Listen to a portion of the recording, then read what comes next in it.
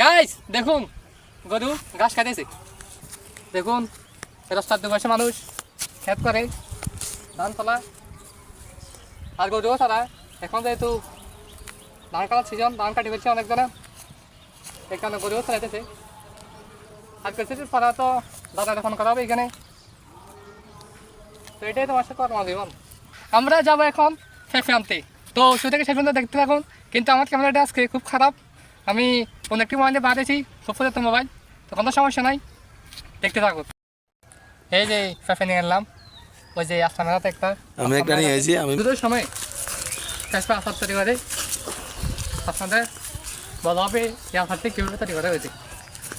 তো আসার নাই, আমাদের কাছে বেশি সময় নাই, পায়েতে গিয়েছে আসার আনবো, আবার এটার সাথে মিক্স করবো তাদের সাথে, খাবো দিয়েছি এমনি এমনি সেই স্বাদ।